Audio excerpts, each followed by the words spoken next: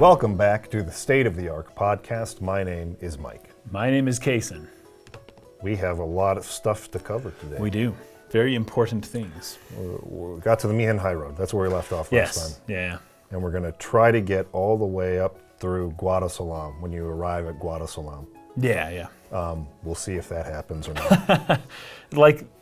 There's a lot of stuff, but at the same time, I don't know, it depends on, how long things take to talk about. It's always hard to get a beat on, what's going to end up being. It is, if you all haven't noticed. A freaking rabbit hole or not, right?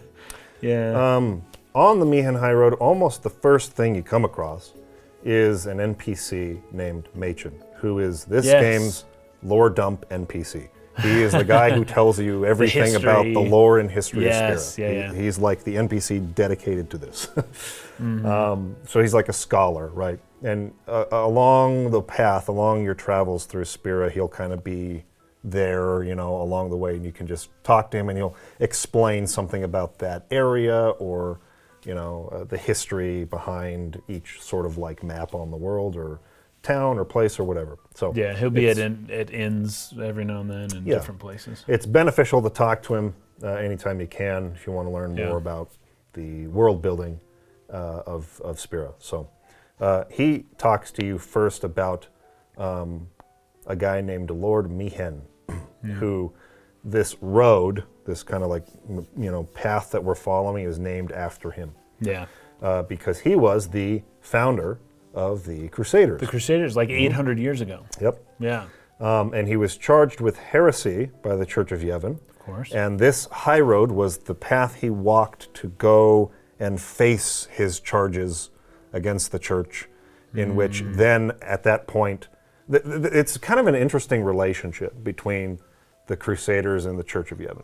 It's like using machina weapons and things like that. The methods they use to fight sin are against the teachings of Yevon. Yes. However, there's almost this tolerance the church has towards it, where they understand why and that their hearts are in the right place, and so they excommunicate them from the church, but they don't full on condemn the Crusaders. And the Crusaders are now kind of an arm of the church itself. Yeah. And Keenock, who we'll meet in a little later, he's kind of in control. He's one of the four maesters of the Church of Yevon, yet he commands the Crusaders. Yeah. So there's this interesting relationship between the Crusaders and the Church of Yevon. And Mi'ihen, Lord Mi'ihen, was the one who basically earned the trust and loyalty of and sort of bridged that gap between the Crusaders and the Church of Yevon many, many years ago. There's an idea within excommunication as a thing, Yes. You are judged according to what you know and what you've done and what you have, right? Sure. And so if the church releases you from your from the blessings of the church, it also releases you from the responsibilities due to the church. I see. Which means you could potentially obtain a forgiveness or something like that at some other point. Now, anyone who's Catholic is going to tell me that I'm probably wrong about that, and you're probably right. I'm just saying that there's an element of excommunication that is almost on behalf of somebody else. Yes. That's I'm doing this, I'm not doing this because I hate you. I'm doing this so that you won't have this blood on your hands from God. It's that kind of thing. And I feel like that's how the Church of Yevon sees it here too, where they're hey, Crusaders, you're going to do this thing. It's important, but you have to be excommunicated, right? For your own good. For your own good, when you meet God, you have to not be a member of the church when you do this, right?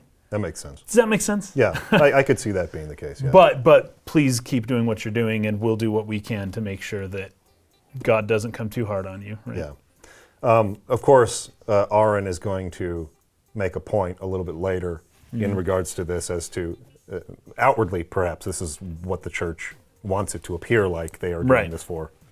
But there's actually, anyway. Well, and I'm sure the church has evolved and changed from when it initially allowed this to where it's now, who knows what's going on now. Right. A little bit further down the road, you see some ruins of an ancient city. And, Machen sort of talks about Every time I see this, it makes me tremble to see sin's power. Yeah. This is interesting because it shows that sin is capable of attacking towns and settlements that are not coastal. Near the water. Yeah. Yes, that's true. So, because we're pretty far inland at this point. And so sin can attack people even far inland of Interesting. Spira. It seems. I didn't make that connection. Yeah. But since primarily being a water-dwelling creature, Right. it's the primordial waters of chaos, you know, that Right. potentially emerges out of. But as it attacks the land, it's like, well, what? Because sin seems to kind of be a little bit of a shapeshifter, kind of changes form every now and then and looks a little bit different. I wonder how sin would have looked in this moment, you know. Oh, sure. You know, I'm going to put a pin in that for a second because there is some stuff in the Ultimania. I want to look up maybe for the spoiler section here at the end. I've never read that. When we do the end of the podcast. Yeah, the last few episodes. So we'll come back, we'll circle back to that. Okay, cool. But I don't want to say too much about sin yet, just because I want to, for those who haven't played it, I want them to kind of get the piece by piece revelations of sin. But I just hadn't made the connection that was an inland. Yeah, town. it's like way far like, inland, right? oof, that's This is crazy. an inland town. So that was kind of cool. And then you also meet Lucille and Elma on this path. They're like the Chocobo Knights. Yes. Right? Yeah. And they're from Jose. They're kind of guarding the high road. They tell you about a monster or a fiend That's who's eating been chocobos. Eating chocobos, like watch Yeah. out for this guy, right? A boss we fight here pretty soon. A little further ahead, you find a girl and her mother, and they kind of, are you a summoner? Like, thank you so much. You're going to save us from sin or bring the next calm. They bring up this terminology, calm, right? And that's where Tidus asks, This is what's a calm? Like, what are you guys talking about? He doesn't know what that is, right? Yeah. So they begin to explain it to him. It's the period of time in between when sin is defeated and when sin returns. Yeah. And he wonders about, what's the point of that if it just keeps coming back, right?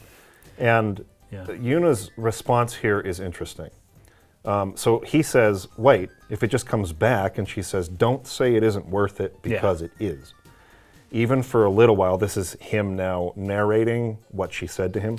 Yeah, why? What do you think about their decision to do that? It was interesting. We don't hear her deliver that line. We only hear him, but it was right then. It almost makes it feel more introspective, like what she said really affected him, and he thought about it for a while afterwards. Because remember, him narrating this story Yeah. is at some point in the future, Yeah. he's looking back to this moment. Yes. And he remembers word for word what she said. Yeah. And then he even says those words stuck with me. Yeah.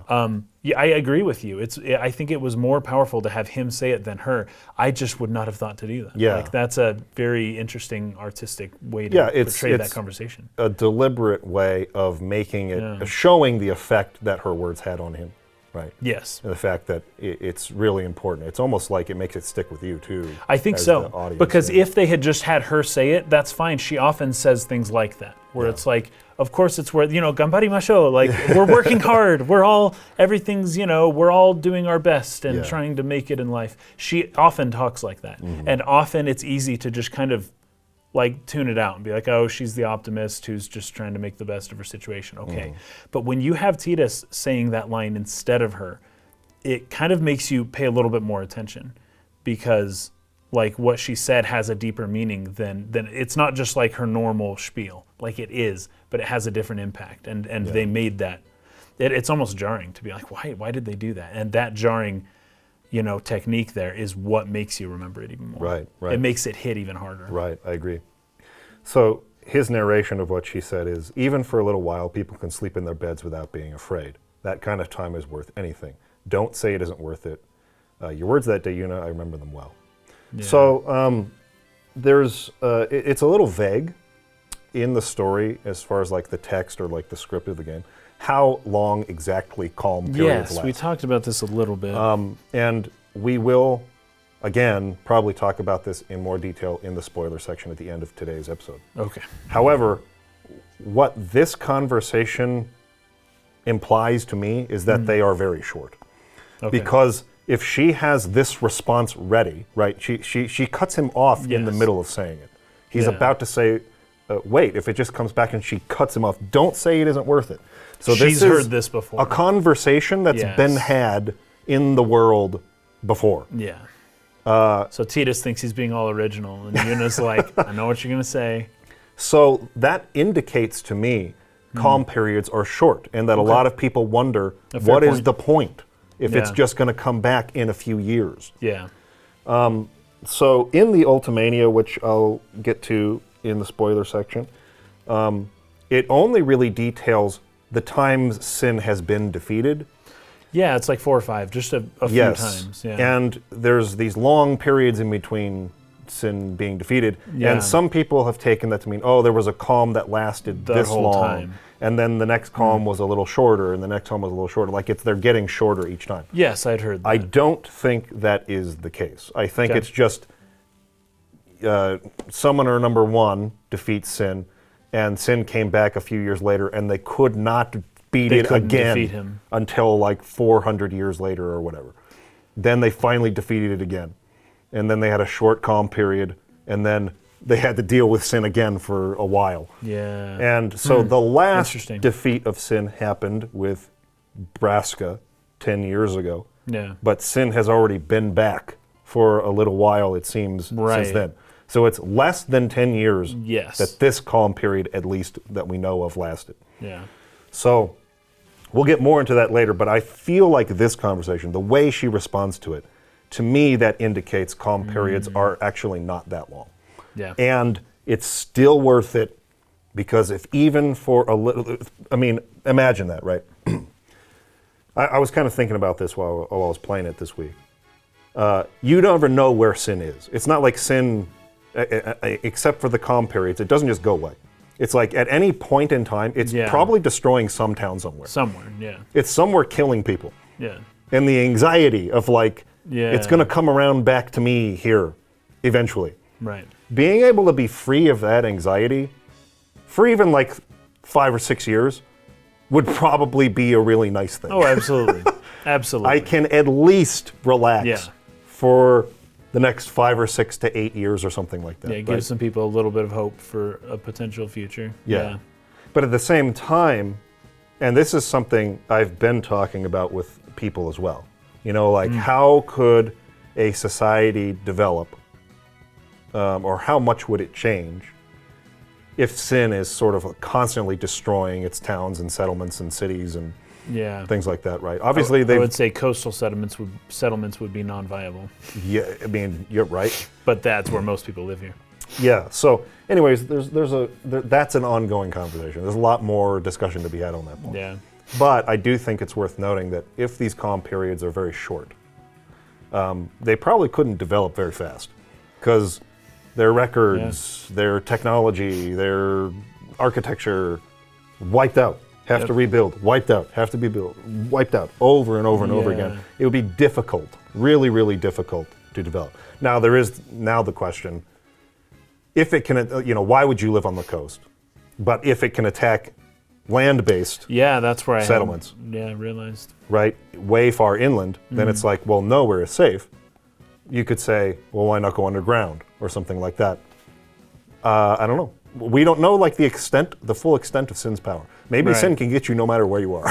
I would, for the theme of the game, right, the idea of Sin, the metaphor would be that, Sin could totally get you underground. Like you don't just escape. That's the whole point, right? You can't just escape. Yeah. You have to deal with it somehow. Yeah. So, anyways, I just thought that conversation was interesting, because I think now we know, at least the way that I take this, or the way that I read this is, Sin can attack you inland. It's not just on the coast or in the water. And the calm periods are short. That means like this world would do anything to have some relief for even a little while, if possible. And that's what that's the case she's trying to make, that it is worth it. Yeah. Even if it's just a short time. So, okay. Just something to keep in mind as we keep learning more about the world of Spira. You know what's funny? What you mentioned Oren with bringing, who was it? Ellen? Who was it that brought up that there's a fiend killing chocobos? Oh, Elma. Elma, that's the name. As soon as she brings that up, Tidus says, "Let's go get it." Yeah, and Oren is just like, "What did you say?" And he's like, "Let's go." And Oren's like, "Why?" It's the right thing to do. And Tidus says because it's the right thing to do. And this is incredible because Aaron laughs. And he often laughs at strange times, which is unsettling because you still don't know quite how to read Aaron here. Yeah. But he says that's what Jecht used to often say. Now, as somebody who hates your dad and thinks he was bad, not only are you saying because it's the right thing to do, so not only are you acting like your dad, but your dad used to do things because it was the right thing to do. That's just not, Tidus does not see his father that way. No. And that's like, we're slowly getting little snippets of Jecht's past life. We'll get another fun one here with the shoe puff later on. Yes, but it was really you're getting good these little snippets of Jecht's life that just are not at all commensurate with Tidus's former view of who his father is or was. Right. It's just not at all the same thing, even close. So this suggests that Jecht behaved morally, right? So how is Tidus going to take that, believing there was little to honor about his father and that his father always behaved immorally? So that's just a little setup there. That's just little by little. They're setting up something with Jecht. We don't know yet. Yeah. But that was really interesting. Yeah, I like that moment. And Aaron has a lot of these sort of like little things he'll insert about Jecht. And he never says too much. Yeah. He'll say his thing and then he leaves. And then we're left to think about it, you know? Yeah, and they contradict, like you said, Tidus's opinion of the man. Yep. And so, anyways, again, I feel like almost every scene in this game is so purposeful in what it is telling you. It is either foreshadowing something, setting up the context for a later payoff. It's just like it feels like nothing's wasted in any of the dialogue. In this game, ever. I've been noticing that. It's really good. I know, it's really potent. It's really it's well written. It doesn't carry on too incredibly long. I don't know. It's really well paced. Yeah, the pacing is spot on. Yeah, it's really great. So a little further down, you find out the Crusaders. I mean, we kind of speculated on this, but now it's becoming clear the Crusaders are up to something here. Yes, they're carrying these large caravans of equipment. Yeah. And we see. Is this where we see Lutzu and Gata? Gata. Yeah. They show up. They're everywhere we go. Yeah, they're kind of loafing, and they get reprimanded by the Chocobo Knights. Like, hey, get back to this operation's too important. Like, stop being lazy. But they won't say what they're doing. Yeah, and so, anyways, they're kind of like, Lutzu turns to Gata, is like, see, you just keep your head down, everything will be all right. You know? Exactly. He's just trying to just lay low, man. I really like here that Yuna tries to convince them that it's not too late to go back to Besaid and basically repent and become part of the Church of Yevon again. Yes. Yeah. And Gata's just ignoring that. Okay, we need to go, sir. Yes. They've made their decision as far as this goes.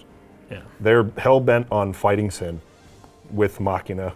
And they think that that's the right thing to do, and they're moving forward with that. And they're not listening to her being like, come back to the church. It's not too late. And Yevon, not only does Yevon know about this, we meet a priest here, a woman. Shalenda. And she is also knows what's going on. Now, within the organization of Yevon, a priest is there's a lot of priests, right? But they seem to know what's going on as well. It's not just the higher up, the maesters, that know what's going on. It's like, no, even the lower level clergymen, they still know what's going on. Acolytes and disciples. Yeah. Yeah, because you talk to her and she's like, I've been trying to convince these Crusaders not to use Machina, and they're all mad at me. And it's like, it's annoying. Like, I know. You feel like you've sacrificed so much as a Crusader, right? Yes. You're putting your life on the line. You've been excommunicated from the church. Right, from your culture. Because you believe it's the right thing to do, and this little acolyte person's running around telling you how bad it is to use Machina. It's like, shut up, man, just go away. Oh, man. I really like Shalenda later on, though, because she sort of begins to realize, because you meet her along the path, too, right? And she'll say, like, oh, no one likes me, they're all mad at me. Yeah. But, like, by the time you get to Operation Mi'ihen, she's, like, decided, I'm going to stop trying to, like, tell them not to do this, and I'm going to actually go, like, use my, like, white mage capabilities to heal and help. Oh, good. Right. And so she like gives up on this, crusade to like divert them and says, well, I support you, even though I don't agree. Sure. So I kind of like that development that character cool, along the road. And after the operation's over, you can see her like healing people. She'll say, oh, do you need to be healed? And she'll heal you. So anyways, it's just a nice little NPC. Yep. And again, what it's doing is it's building this sort of like contradiction between Yevon and the Crusaders. Yeah. They really condemn what they're doing as being against the teachings of Yevon, yet Maester Keenock and Seymour, especially in a scene coming up, are like, yeah, it's fine, let them do it. Yeah. And so, anyways, we'll get more into that in a second, but it's just, they're building this really piece by piece. I think it's a really good demonstration of probably a really effective editing process, right? Oh, yeah. One thing that's really hard for writers to do, and this is true of me as well, right? You've been building or working on this world you've created for so long that, for me, it's been almost 20 years. Right. So for 20 years, my brain has been immersed in the details of this world I'm creating. Yeah. Sometimes when you've been in it that long, it's hard to remember or hard to keep in mind. People don't know the things that you know. Yeah, that's true. So you need to really break up and make small, piecemeal, digestible scenes that give you little pieces so that there's a shallow learning curve to understanding the world that they're being immersed in, right? Right. In the draft of the novel that I finished last year before I went to the editing, the actual professional editing process, my prologue chapter was like 30 pages long, and it was just so dense with like a million things. And I'm thinking about all these things I'm setting up for later, and the plot twist later, and like all these things. I'm like, boom, boom, boom, boom, boom. I've got all that in there. Yeah. But it's like, I only can read this without any hitches because I fetching know it back like the back of my hand. Yeah. Anybody else reading that is going to be completely overwhelmed by it. So I learned that what I need to do is really break that up and reveal it at a much slower pace over a much longer time, and just give them little really interesting things. And that's exactly like what they're doing on this whole Mi'ihen Highroad. It's like Machen scene that's short, digestible, just about Lord Mi'ihen. Machen scene just about Sin can attack people way out here, even in inland. Yeah. Short scene with, here's the Chocobo Knights. Short scene with Luzu and Gata and the Chocobo Knights, and something's going on. They have some operation they're preparing for. Shalinda, the Church of Yevon and the Crusaders are a little bit at odds. Then when you get to Seymour's scene later, you have had all these little scenes that have built up to that moment, and Waka's devoutness that make the context of that like really easy to follow. This game is really good at that. It's very good at that, yeah. Really good at that. Yeah. They have really good, short, digestible scenes that give you tons of context over time and make it very easy to understand. I think so, and they feed in well with the characters as well. The character development goes along with the story. So the little bits that you get of the story, who you're getting that from is relevant to the characters, right? And so you'll get this little bit from this character and this little bit from this character. And what they're doing is they're telling you the story at the same time they're building up these characters around you. Right. Which is way better than just an exposition dump where you're just reading it and there's no character development. Yeah, you know? right. Yeah. Yeah. Anyway, so that's kind of like what they do as you're just running down this road, right? There's also, what's her name? There's a summoner, Belgemini. Belgemini. See, okay, so I do this game in Japanese and I actually don't know how a lot of these names are pronounced. Yeah. Belgemini. Yeah. That was the weirdest thing. I was not expecting this at all. Like, we show up and I'm like, oh, she seems nicer than Donna. Yeah. And then she's like, let's fight. I want to test how strong you are. And I'm like, is she going to kill us? And like, she's like, don't worry. As soon as one of our Aeons are going, or Aeons are going to die, we'll stop fighting. Like, okay. And Yuna's like, sweet, yeah, let's do it. And I didn't think that was actually super in character for Yuna to be excited about that. But yeah, we just fight her one-on-one just to have a tough battle, I guess. She has Ifrit, I think. It's kind of used. These are kind of used as like tutorials for how to use the Aeons in battle. And yeah, I gather kind of as testing much. that over time. But it is kind I of questioned funny. how they did it, and it was interesting. Yeah. So you meet Belgamina a few more times along the path and kind of just do Aeon battles with her, summon battles with her. Anyways, that's another thing that I think this game does really well. You know, we talked about the comparisons to Final Fantasy 13. Same team went from this game to do Final Fantasy 13. Yeah, right? 8 to 10 to 13, yeah. And the linearity, the game being linear, being like such a complaint for FF13. Oh, yeah. But people not having that complaint as much about FF10. The big difference between the two of them, and I've talked about this in my videos and things like that, but for those of you who have not seen the retrospectives, right? The big difference between Final Fantasy X and Final Fantasy 13 is that in Final Fantasy X, they do a great job of, as you're moving down that hallway map, they break up in a really good way, pacing-wise, so that you're not just battling for 3 hours running down a straight line. Yeah.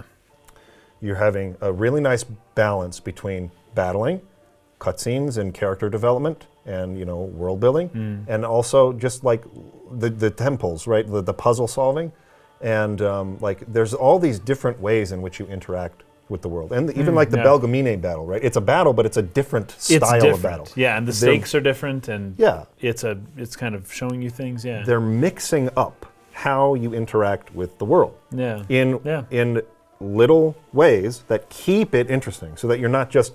We talked about this a little bit, being maybe a weakness of what's his name? Yasumi Matsuno's game design philosophy, where there's just like 3 hours of dungeon gameplay crawling before you get to a scene again. A 5-minute cutscene, which is packed with meaning. Yes. Yes.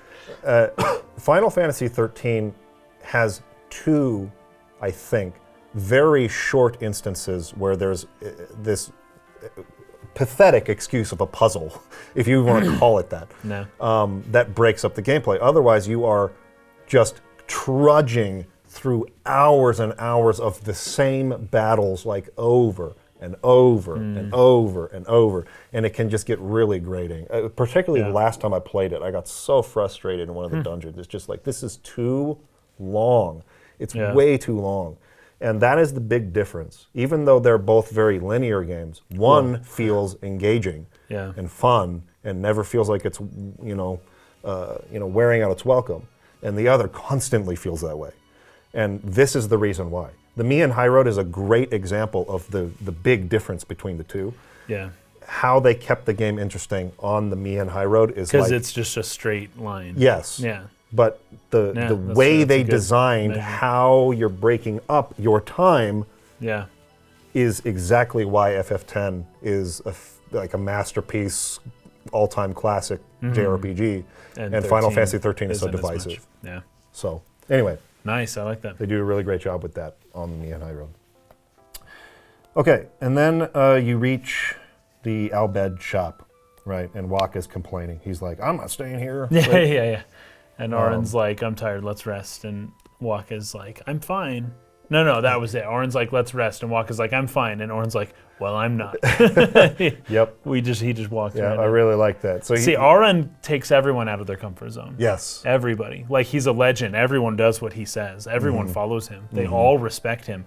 But what he's doing the whole time is he's kind of taking everyone out of their comfort zone. Yes. Yeah. I really like that. And there are a couple things on this. So we meet Riku again later, right? Yeah. And it's funny that Yuna is asking Auron's permission for whether Riku can come and be in Guardian, right? Oh, that scene is interesting. Yeah. Yes. So hopefully we'll You're get right, to that you're in right. this It's like episode. Auron decides. It's like he basically became the leader as soon as he stepped in, which makes sense. Yes. But he's done this before, and he's by far the oldest person there. Yes. But yeah, I there was another point somebody made that I thought was interesting regarding my points about Lulu and her kind of like quick Was change this a comment in temperament. on episode 4? Quick change in temperament towards Tidus. I was going to bring this up. Saying that it's because Auron's presence justifying Tidus and knowing him. Because Auron says, accept me as your guardian. He's coming with me. Yeah. And like, That's a fair point, and that it's also from that point on that Lulu begins to treat Tidus Right. different. It's not just from the previous interaction with Tidus; it's from the interaction with Auron and Tidus. Yeah. It's like Auron's presence sort of validated Tidus Yes. for the party. Yeah. And it's like, okay, any questions we had about him, like Auron says it's cool, Then so we're like good. I trust that. Yeah. So that makes a lot of sense, right? He basically changed the whole dynamic of the party when he came in. Yeah. He's got like a lot of gravity to him. It's just does. like Even he's- amongst the other summoners and other guardians. Yes. As we see Yes, later on. with Bartello. Like everyone knows who Yeah. he is, and everyone just loves him. Yeah. So anyways, He's basically a walking saint. yes. But they all want to know what he's been doing the last 10 years. I Yes, found that yes. very interesting. Yes. Yeah, so, Waka's like, well, in Luca, they kidnapped Yuna, the Albed, right? Like, we can't Yeah, stay yeah. at an Albed shop. He says, his racism against Albed. Yes. And his response to that is, well, where were her guardians? Right? It's just like What turns were that guardians right doing? back around on him. Yes. And he's, I'm not tired one bit. Well, I am. I am. Yeah, and he just walks. He just walks in. Great. It's really great. It's so good. So good. The next scene is really good, too. This is between Tidus and Yuna Yeah, I got a big at the note sunset. here. Yeah. A it's lot of beautiful. things we learn here, too. A lot Yeah. of really important details and really important foreshadowing. It's packed with that. Yes, this So, particular scene, actually. Go ahead with your notes first. Yeah, so initially, Tidus, walks out, and he is just struck with awe at the sunset Yeah. and how beautiful it looks, but also that Yuna is out there. Yeah. And Yuna is sort of in front of the sun. I can't remember if she completely is in front of the sun or not, but it's almost implied that this is such a beautiful scene also because she's there, you know, Yes. and she's part of the scene, and she's making it beautiful. She brings the beauty to something that's, I don't want to say a sunset is mundane, but it's an everyday occurrence, Yeah. And there's no general reason why Tidus would be so struck by this particular sunset, except that things are starting to have more meaning to him. Every day is starting to become more important to him. And specifically around Yuna, he's just, he's completely fallen for her in his world. He's kind of in the clouds, right? So he goes over to talk to her, and one of the things that she says, she talks about Zanarkand, right? And how Zanarkand's a place. Yeah. And my note is going to be a different note than nobody else took the note that I took. so you'll walk us through the actual conversation. But when she mentions Zanarkand, she says that it's a place on the edge of the world, right? Yeah. Now, when you play the very beginning of this game, does Zanarkand feel like it's at the edge of the world? No, it doesn't. It feels like it's the center of the world. Yeah. Right? Yeah. Right. So the idea that Zanarkand has been pushed out to the edge, while being a physical place, a geographic location, that was pushed to the margin, was pushed to the edge of the world when it used to be the center, I find that idea fascinating. So my note here says, what once felt like the world's center has been pushed to the edge. Things get pushed to edges when they threaten the stability of the center. It's fascinating how one place can become the edge when they were once the center, without having moved geographically. This is true for behavior, this is true for culture, clothing, religion, art, you name it. Whatever the center is where the majority consensus people have converged on, and it's where the people are. It's what is, have you ever heard of the political idea of the Overton window, right? It's this is where things are allowed to be, and when you're outside of that, it's dangerous, right? Yeah. You're in the dangerous territory. Well, that's the edges, right? Zanarkand has become one of those dangerous territories. We got the Citadel space versus the Attic Yes. Traverse. Exactly. And the Terminus systems. So when a group of people have a shared identity, they reside in the center and are wary of the edge. But this is another Mass Effect idea here with, who was it? Was it the Quarian girl? Where she has to go out and find something valuable and bring it back? The The Quarian. pilgrimage. Yeah. So this is Mass Effect kind of stuff we're talking about here. But when a group of people have a shared identity, they reside in the center and are wary of the edge. A journey to the periphery is a journey into the wilderness, and the reason anybody would do that is to find something valuable that has either been undiscovered or previously discarded amongst the chaos and potential, and bring it back to the center, reincorporate it into the center, into the body, you could say. Yeah. Right? this is a process that's ongoing in every culture, everywhere, all the time. This is always a thing. It's like a big, important cultural idea. So when Yuna says that Zanarkand is on the edge of the world, yet that is precisely where her pilgrimage is taking her, that is what she's saying, right? She may not even be entirely aware of what she means when she says it, but that's how these things work, right? So the city, as Auron reveals to us, is in ruins. It is utter chaos. Yet from that chaos, there is potential. And it is the job of certain people to move into that chaos, find the potential, and turn it into something beautiful and bring it back to the people, right? To share with the people. It's an ancient story idea that I don't think people are even aware so much nowadays, that still plays itself out every single day. Yeah. That the idea of a journey to the edge of the world in order to find what's meaningful, Like there's a religious idea in that. Sure. But at the same time, that's what you do when you talk about ideas that you don't completely have figured out in your mind yet. That's what you do just when it's often a dialogue thing when you're just talking with people, but it's what you do when you confront a book or something that you're not super familiar with, right? You're taking what's in the book, or you eat foreign food, right? You go, I'm going to eat some Chinese food, I never had it before. What you're doing is you're confronting something you know little about, right? And you're incorporating it into your body. That becomes part of you, and then you judge it whether it is commensurate. Whether it fits with your body or not. Did you like it? Was it good? Did it give you diarrhea? Like whatever it is, your body, but that's what you're doing, And anyways, it's a religious process that probably started out as religious. It's not seen as that anymore. But in this game, it definitely is. This is a pilgrimage we're talking about. Right. And it's the same thing as the Quarian in Mass Effect. It's like, this is what you have to do in order for any culture or city or group or anything, in order for anything to survive, it can't be so rigid to where it rejects what's on the edges. Yeah. You have to allow some some go between the borders. You have to allow people to venture into those edges, right? And sometimes that's uncomfortable, You get people who go around and they got tattoos and nose rings and blue hair, and it's like, they're exploring the edges of society. Yeah. But there are valuable things to be had there. So don't bother those people with what they're doing. One of them you might not see the value in it, but one of the things that they may have discovered that could be potentially helpful to you is something you never would have found yourself. Right. Because you're not willing to traverse. Because you're not willing to go out there. Yeah. And but I love, because the potential in the chaos, it's not what everybody thinks. Yeah. Right?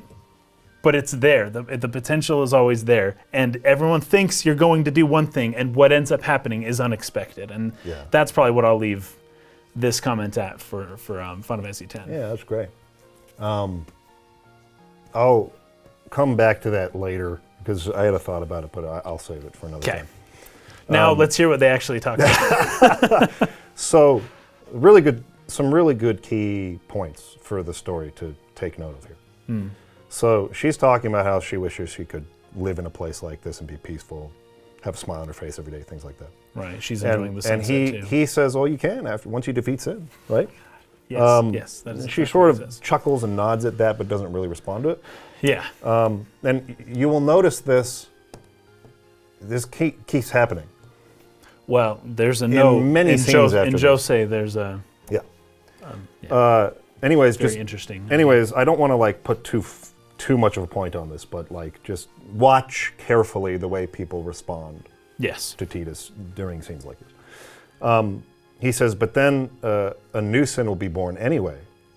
Yes. Well, then you can just beat it again. Exactly. So then go beat that one too. And she says, I wish I could. Right? And he says, well, hey, you can. Trust me, you're the best summoner out there. And why does sin always come back? So now he's wanting to understand, that process. A little bit how the world works. So she says, sin is our punishment for our vanity, and it will not go away until we've atoned. Yes. And again, we've talked about his role in the story being a person from the outside. The question. Yes.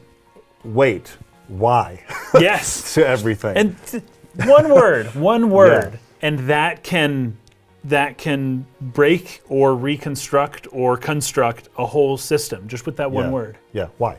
Yeah. Really, think about that. Why? And she even says it. She goes, I'd never thought about this. Even ask because that, yeah. I think what Tidus is asking is what what did humanity do that was so bad? Yeah.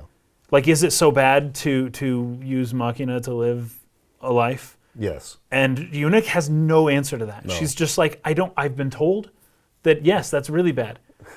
But I don't know what's so bad about it. Yes. And she had never, I think she even confesses to this. She says, I have never thought to question that. Yes. I was taught to accept it, and it never occurred to me to question why I have to or don't or am not allowed to do certain things. Yeah, and this is brought up again with Waka later on the Shoe Puff because he's pointing at the city underwater, the ruins of the city that's underneath the river. Oh, yes, I love that. And he's like, this is, again, a punishment because they tried to use Machina to defy the laws of nature. Yes. He's like, I don't really think that's it. I don't think that's right. Like, I don't think you got it right. And Waka like fights against that. He does. But like, this is what Tidus is suited perfectly to do, is like question their beliefs that don't really make that much sense. Yes, if you think about it. There's not a reason why using Machina is bad. They just said it's bad. They said it's bad, yeah. That's it. But then, well, gosh, because I'm getting the two mixed up now with the Shoe Puff and this. Oh, right. Tidus will continue to question, well, you guys still use some Machina. And yes. they're like, yeah, well, the ones that Yevon says we can use. It's okay for Blitzball. It's not okay to fight Sin for some reason. Exactly. Now, it's and they do offer explanations. I'm not trying to say there's no reason, but we'll get to that in a minute. And I actually buy, in terms of the city under the river, I would buy Waka's explanation a little better than Tidus's. Sure. Because Tidus is like, well, just so they could be near some water, right? Because you got to have water. Yeah. And I'm thinking, because a city on a bridge, yeah, I don't think that's a good idea. I'm sorry. And it's because I say nature, I say physics, I say this isn't a good idea. It's almost like due to, like boat houses or things like that. It's like a boat city. Like in a swamp or something. Yeah. Right. And that's fine depending on where you live, I suppose. But no, there's just opportunity to. I have notes here. Well, because what is it? If the foolish man built his house upon the sand, then what do you say about the person who built their house on the water? On the water. Yeah. Well, we can just leave it at that. Yeah, sure. So he's questioning. And I apologize to any of you who are from, what's that Italian city? Venice. Venice. Yeah. Apologies to anyone who lives in Venice or any place like Venice or the Bayou in Louisiana or any place where your house is on stilts and there's water below you. Yeah. Punishment for our vanity. How do we atone? She doesn't have an answer. What do we do that's so bad in the first place? Why was it using lots of Machina or something? Oh wait, is that really such a bad thing? Really? Yeah. She's like, it's funny. Ever since I was young, I never questioned it. But now that you ask me if it's bad or not, I don't know. There are many things I don't know. So he's getting her to think about this more, right? And I love this too, because they had some conversation earlier where she said, yeah, well, I don't really, there's a lot of things I don't know. And he's like, compared to me, you know a lot more than me. Yeah. I'm the dumb one, haha, Yeah, he points to himself a lot. And that's a good icebreaker for people, is when you make fun of yourself, call yourself stupid, then people don't feel as dumb around you. Right. He tries to cheer her up by impersonating Maester Micah. Oh, such thinking is very unbecoming of a summoner. That was so good. Because, so I watched it in Japanese, right? The Japanese he uses to impersonate Mr. Micah it's what you would think of a racist American pretending to speak Japanese. and pretending that, and just really overdoing the accent. It was so funny. It's so, I don't want to do it because that's what it sounds like. Oh my God. It is so funny. Yeah, he's kind of, in English, he's kind of just like, oh, very unbecoming of a summoner, right? You should hear the Japanese. It is beautiful. That's funny. But it's like that, because that's like a Master Splinter thing, right? Yeah. But in the Japanese version, it resembles a little bit more. Have you seen Breakfast at Tiffany's? I don't think I've seen it. Okay. Well, I know people will probably yell at me for that, but I've not seen it. Mickey Rooney, he's a white dude, right? Yeah. He plays an Asian who owns Audrey Hepburn's and the makeup and everything, who owns Audrey Hepburn's apartment. He's her landlord. No. And he's just constantly yelling at her in this horrible fake Asian accent. And that's what the Japanese one sounds like. Oh my. 召喚師がそんなことではいけませんぞ。gosh. It sounds like Mickey Rooney from Breakfast at Tiffany's, tight kind of thing, just clearly overdoing it. And oh man, it's still funny. It's not least because it was a Japanese person doing it. Right. But that's what it sounded like. That's hilarious. It was so funny. Okay, he then goes on to talk about how important it is to like focus on a goal and not like think about the future. You got to be in the now, kind of a thing. It's like when you're playing blitz, you know, like you can't be thinking about the girl in the stands. I loved this. I loved that. Yeah. So his point is he's trying to let her know like you can't be thinking focus on the journey. Don't focus about what the future is going to be yet. You can worry about that after you defeat sin. Once again, yes. Yeah. And it's in Tidus' own way that he does this. And it's so great because he really is an uplifting character. He knows how to give a pep talk. You know, he was the captain of his team, I'm assuming, right? He was a star. He knows how to talk to people who need some moral boost, right? To help do whatever they got to do. You just haven't seen that his character do that up to this point. He's been such a fish out of water, such the dumb one that you don't ever see that side of him. But when it comes out in this particular scene and he's playing it up and he's just like, oh, that girl in the 5th row, you know, you can't be thinking about that. And then you go to take your kick and you're thinking, oh, but what if I go on a date with her? That'll be fun. You can't do that either. Yeah. But he's so expressive about it and he's really getting into it. And he's really embracing the chance to help someone. He hasn't been of much help other than fighting battles. I guess he's one of the people fighting, so it's like, hey, he's helping there. But he hasn't been of much assistance to people on this mission. He's kind of been a burden to everybody. And finally, he sees his time to shine, and he embraces it, and he does a great job. I just really like this scene. And I really like that. I think twice now, Yuna has been that for him when he was kind of like lost or feeling down. And because she's so good at it, because she can do the fake smile, right? Yeah, he's returning that now. And yes. Again, there's so many scenes, right? There's so many scenes spread out over this game, and it really does a good job of kind of what we were touching on with the very opening scene where they're looking at the ruins and they're at the campfire. And it feels like a party that has been through a lot together. Even though we don't even know them yet. Yeah. They're doing a good job of like giving the sense of this long journey where they've had a lot of opportunity to get to know each other, to really learn to care for one another. They're just doing a phenomenal job at building that with each of these scenes that are very well paced, like we've been saying. So now she brings up what the final summoning is, right? This is how sin is defeated. So she says the final summoning, because he asks about how they can even defeat sin. How can you fight something that's that big? And he's like doing his little animation. Is this how you do it? And she's saying, oh, we got to pray at all the temples. And he's like, why would you pray at all the temples? Just go do it. She's like, no, I need to get all the things. Yeah, it's get all the part summons. of the process, right? Yeah. So the final summoning, it's the only way to defeat sin. The only way. With it, we can call the final aeon. That's the goal of the pilgrimage. The faith of the final summoning lies waiting in the far north to greet summoners that complete their pilgrimage at the world's edge in Zanarkand. This is the reveal that the end of the journey is going to be in Zanarkand. That's where everything, And so Tidus now realizes, oh, we're going to Zanarkand. Right? So two really key pieces of information there. One, how does this actually work? What is the process of defeating sin? Yes. Secondly, that process is going to lead us back to Zanarkand where we started, or where Tidus started, right? Yes. And he's going to have to grapple with, is this really the same place that I'm from? Is it really 1,000 years? He still doesn't necessarily want to believe that yet, right? And this comes as a shock to him, obviously. Orin comes out in the middle of this. Yeah, he comes out. Inside. They've been talking for a little too long, but he does step out, and he says a few things. I think at this point is where he says that Zanarkand's a city in ruins. Yeah. Like, don't get your hopes up, Tidus. The time skip is real. The city is in ruins, right? Yeah, right.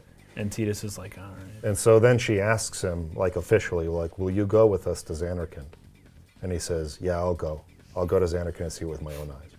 And then he narrates in his mind, I knew it couldn't be my Zanarkand, but I had to be sure. So this is his motivation now, right? I mean, I'd do the same thing. I wouldn't pass that up. No way. Yeah. I gotta confirm, is this really what happened, right? Yeah. It's too crazy. So anyways, really good scene. Really, really good scene. Lots of great key information, world building, character interaction that's building a romance that's really nicely paced. Awesome stuff. Just Yeah, I loved it. every scene is good. Auron just ruined it. Yeah. And the next day you meet Rin, who's the Albed owner of the shop. He kind of explains more about Albed primers. Oh, yeah. And then you fight that fiend that's been eating the Yeah. chocobos. It's kind of an interesting little battle, too. I like how they mix up. Oh, how you're kind battle. of pushing him Yeah, towards either the he pushes you off a cliff or you push him off a cliff. Yeah, that was So interesting. I like it when, again, they're mixing how you Yes. fight Yeah, in yeah. ways that keep it interesting instead of Yeah. just the same things over and over again, right? Yeah, that was So good. I really like that. And then because we do that, the guy lets us ride chocobos, Yep, for free. which is pretty sweet, except this game doesn't have an overworld map, and it's No. not, well, it's not as fun riding chocobos. Like it's fun, but it's not as, there's the point. The Yes. point of riding a chocobo Yes. is less present, right? I agree with that point. Yeah. However, again, I feel like they're doing a really good job of mixing up exploration. here. Of course. So it's like, Sure. instead of just running down the road like you have been doing, fighting battles, you can get on a chocobo, and there's these little feathers you can find, and that helps you jump to another Yes. location Yeah, yeah. and like get treasure. Yeah, and that's I think true. they For do. yeah, that's fun. This is another reason why I love like how they use the camera in this game, because as you're going down that road, the camera shows you, hey, there's a road underneath this road, and Yeah. hey, there's a treasure chest there, and hey, there's a platform over there, and you're going, oh, look at all that. I wonder how I get there. Yes. Now Yeah. you're keeping an eye out on the road for how does that work, and then you kind of curl around, and Machen is there, and he explains Yeah. how the old road, which is the road beneath us right now, that's the real high road that Mi'ihen walked on, but Sin kind of destroyed it. So we they had have to a new build this one. new high road, and that's the one you're walking on now. And you go, wait, can I get to that old road somehow? And then you explore it. And so even though it's a linear game, like they still have good exploration there, and Yeah. they're trying to point that out to you. And you're riding a chocobo now. They're mixing up how you travel, how you interact with the world, when you battle, and when you're battling, mechanics that make it different. It's just so much more well-rounded or mixed up in comparison to something like Final Fantasy 13. Yeah. And it is the reason why no one complained about the game's linearity at the time, or very few people did. Yeah. So you're right. I miss the overworld. I will say that forever. As I have no idea why that they just decided, oh, we don't need that anymore. No. These RPGs, just bring it back, please. Bring back Please. airships. Bring back little vehicles on an overworld with a giant person running around. I want that in my RPGs. Me too. That being said, I feel like they did a really good job with this style in this game. Okay, so eventually you come up on where the Crusaders are getting ready for their operation. Yeah. They Right, don't want to let you pass. Before that, though, there's a guy who says, I think it's near the chocobos, he says, show us how to blitz. Oh yeah, I think it's got to. There's like 3 people. Is that him? Can't remember exactly who it was. The Japanese is almost exactly like the kids at the very beginning of the game. Oh, They said, right. Teach us how to Teach blitz. us how to blitz. Teach us how to blitz. Yeah. And this guy's kind of doing a little callback there. The Japanese, it's oshieru, which means to teach or to show. And they both, the kids and him, they both say the same thing. So even though the kids at the beginning of the game say, teach us how to blitz, and this guy says, show us how to blitz, it's the same word in the Japanese. Right. And so they're basically saying the exact same thing. I thought that was great. Yeah. So basically, you come up there like Donna's trying to get through. They're not going to let her through. She's all complaining about it, right?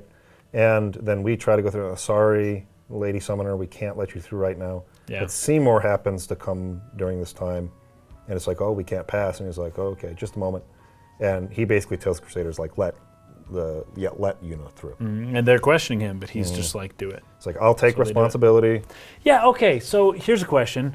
What if, like, I don't know, the governor of the state you live in tells you, just do it, I'll take responsibility. Do you believe him? I don't know if I would. Personally, I would not. I'd be like, okay, can I get that in writing? Yeah. You know, can we film? Can I record this conversation? I don't believe you. I will be the scapegoat for this. I know, for real, because the Yeah. first time that anyone says, oh, how did you let them pass to the soldier? And he goes, Seymour said he'd be responsible. And Seymour's like, No, I didn't.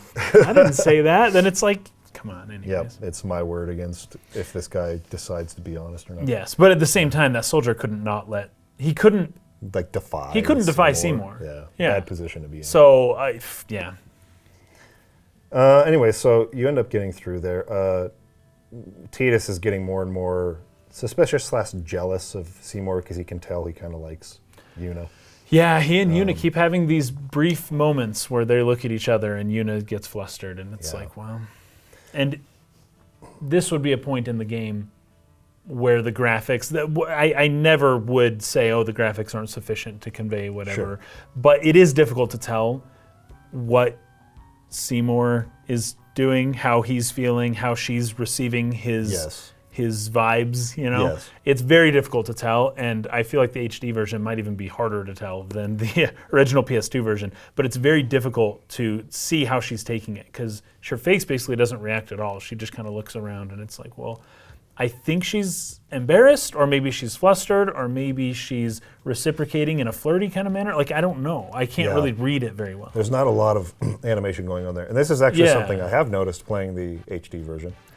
Their face doesn't animate very much. They have different models, a lower and higher poly model, depending on if they're going to do close-ups on the characters in the scene.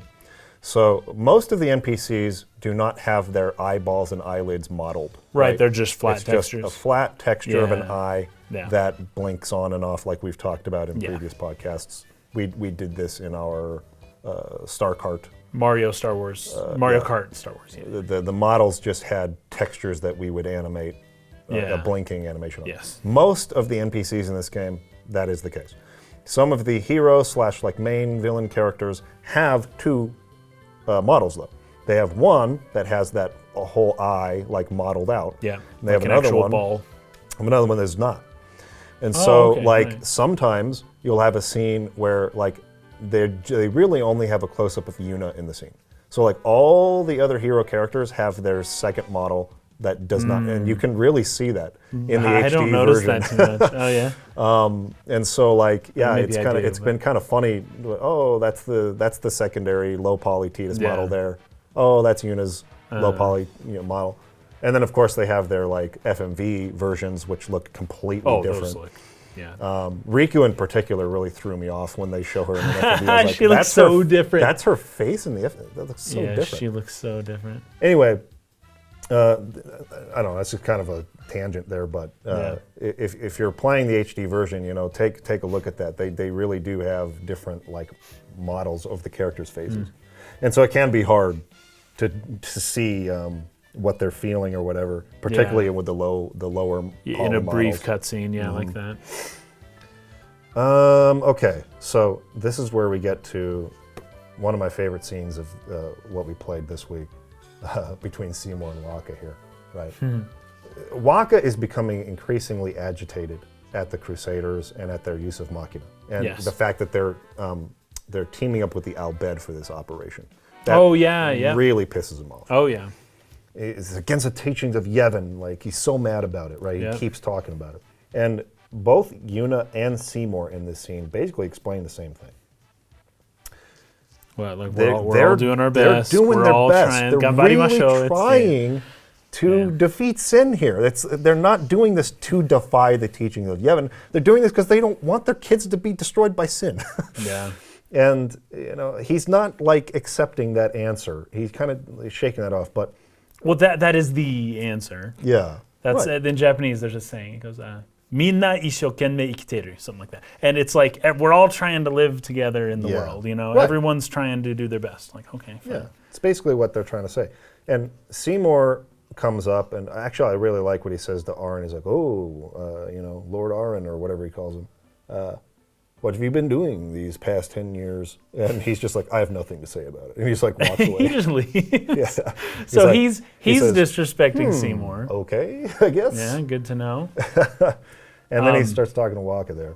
Yes, and it's fascinating because it seems like Waka is the only one who's like concerned about it. We shouldn't be doing this. Yeah. So, and it's like, oh goodness, Waka, if only there was a master. I guess Shilinda and Waka. Her too. Yeah, she has big concerns. Oh, Waka, if only there was one of the leaders of your church present to condemn the situation. Oh, look, here's Seymour. Oh, he's leading the operation. That's interesting. And so you can see with Waka, he's just incredulous at how he's like, what am I hearing? Yuna And Seymour and Kinnock and all of these people are here, and they're all condoning this. They all think this is okay. It's like when you, how does it go? When everyone else is crazy except for you, consider the possibility that you're the one that is entertaining views that are not in line with everyone else. So it's like, yeah, maybe you're the one who's wrong. Yeah, exactly, right? So he asks him, isn't this operation against the teachings of Yevon? Aren't you going to stop them? And Seymour's like, it's true, I should. However, both the Crusaders and the Al-Bhed truly wish peace for Spira. This operation was born from that wish they share. Although it may be sacrilege to Yevon, their intentions are pure, and I, Seymour Guado, the person, not the Maester of Yevon. Yes, he's like, as a person. Yeah, I'm not here in an official capacity. And it's like, you can't separate those two. You are what you are. Come on. Yeah. As a denizen of Spira, I wish them well in their endeavor. Yeah. But using Machina, that's bad, isn't it? And I love this. Pretend you didn't see them. Oh my gosh, and the next line is even better. Because he's like, what? Because he can't believe that, like, this is like a cardinal of the Catholic Church, or this is like the high priest leader is telling you to pretend you didn't hear what they just said, and he goes, how could I? But I, and what does Seymour say right after that? Yeah, so he's like, beg your pardon, but that's not something a maester should say. He's like, then pretend I didn't say it. Then pretend I didn't say it. That's so good. Oh my gosh, so you're getting that Seymour, as the leader of the organization, is very much okay with stepping outside of the bounds of his official capacity and even doing the, what would you call? Exploring the boundaries. He is exploring the boundaries, which is not what so the people in the center can go explore the boundaries, but the leaders who keep the center they're not supposed to be the ones. They're supposed to hold to the tradition. Yes, it's some of the other people that bring to them the value from the outside. But when the center themselves, and they get to choose the head of the center to incorporate it or goes not. To the edge. Yeah, now you're in a weird situation, right? Where the head and the body, it's basically a decapitation, right? The head is now residing in the edges and the body is still here in the center. And it's like, okay, now we have something that cannot survive. This cannot live. This doesn't work. Right? Unless you just pretend you didn't see it. Yep. And you pretend he didn't say it. Well, he offered a very valid explanation. And the fact that Waka couldn't accept that. This is so strange. He's just like, okay, then just pretend that it's not there. Because what do you disagree with that Seymour said during this whole scene? Not one thing. Nothing. Yeah. But is there something weird about him? Sure, yeah. You see him, and maybe it's because I played a lot of Kingdom Hearts, right? And this guy looks like the freaking Organization 13 people. That's true, yeah. This is a he looks like typical Tetsuya Nomura design, right? Yeah. He looks like Ansem. He looks like those characters, right? Yeah. And so, and the hair and the way his shirt being cut all the way down is what he's wearing, and he has a bow in the front. Yep. I didn't even realize that. And I'm his like, tattoos on his who chest. thought of this? This is a very, very interesting character design. Yeah. I don't know what it means. But he lives on the edge. I would say that's what it means. Mm-hmm. He is someone who explores the edge, the fringe. Mm-hmm. He isn't. The way he dresses, the way his hair is, he is not one of the conservative, normative people that reside in the center. Yeah, the other maesters. Clearly. Yeah, everyone else, they got their long flowing robes, and he doesn't have that at all. And so he's clearly of a different sort. Kind of, in fact, who did I mention? The people who live on the fringes. Mm. They're the people with tattoos and blue. I think I said blue hair. Blue hair and tattoos. I think I said piercings. I don't know if he has a piercing, but either way, he clearly is that kind of person. So I think that's what his wardrobe is saying. He's like a punk maester, dude. He's the punk maester. He's the cool maester that all the kids can. But anyways, there's something off about him. But what he is saying is what Tidus is saying. Yeah. Everything he's saying is what Tidus is saying, except when he says something like, pretend you didn't hear that, right? Mm-hmm. That's like what officials do to threaten people. Yeah. That's different, right? Mm-hmm. Tidus is saying it, and whatever. I don't care if you tell the whole world. But the fact that Seymour is doing this in secret, and he wants it to stay in secret, that is what I think gives the strange vibes with him. Sure. And he's trying to steal our girl. Yeah, that pisses off. Tidus not okay with that. He even says at the end of this, like, I didn't like him, but what he was saying made a lot of sense to me. Yeah. At the end. Well, there you go. So that narration kind of hammers home the visual that you see. Yeah. So, anyways, I really like that scene. It's good. Yep. Okay. We also find out around this point where why Waka still had Chapu's sword. Yes. Is that later on? Yeah. You basically approach some Machina weapons. Or Albad cannons, I guess. Yeah. I think it's a little further down because I have some notes We before that. We can bring it up in a minute. I can't remember. That's my next note. Yeah, it's further down. So, but that is coming up. Yeah. So first, you actually meet with Luzu further down the road, right? And he's arguing with Gata about wanting to fight on the front lines. Because Gata was not assigned to. He was assigned to a supporting role. Yeah, to guard the base camp, basically. Yeah. So he's not a combatant. He doesn't have a combatant role. And he's pissed. He's like, no, I came from Besaid all this way to fight Sin. That's why I came here. You know that. You recruited me for that purpose. I'm fighting Sin. Yeah. And he's like, nope, this is an order, and you got to do it. You got to guard the command center. And he's furious about that. He kind of runs off, right? Yep. And so Tidus is like, hey, he deserves better than this. Like, come on. And Luzu's like, basically, it is what it is. But then he decides to confess to Waka, knowing that he's going to be fighting against Sin, and knowing what that likely will result in. Yeah. He decides to confess. People who fight Sin tend to not make it. Yes, he decides to confess something to Waka here. That he was the one who convinced Chapu to join the Crusaders. He helped him enlist. Yeah. And Waka punches him in the face. I didn't know how Waka would respond, because we know Waka, like he can be hot-headed when it comes to this kind of stuff, I guess. But other than this, he's such a relaxed kind of guy. Yeah. But I didn't quite foresee him punching Luzu, but I knew he'd be upset. Yeah. Lulu tries to stop Luzu from confessing at all. Yes. Like, don't say it. Because what's also revealed here is that Lulu knew this the whole time. Mm-hmm. That Luzu told Lulu some time back. And so Waka was the one who didn't really know. Yeah. But yeah, Lutsu's the reason why Chapu died. Yep. Well, Chapu's the reason in why. a way. Chapu's the reason. But Lutsu facilitated Chapu's decision to go do something that has, I think, a 100% chance of dying. Yes. Yeah. Yeah. So, he says, what Chapu used to say to me, this is Waka speaking, that once we won the cup, once we're done with Blitzball, he was going to propose to Lulu. And then one day he just goes off and joins the Crusaders like that. That's what was because of you, right? Yeah. And I love what Luzu says in response to that.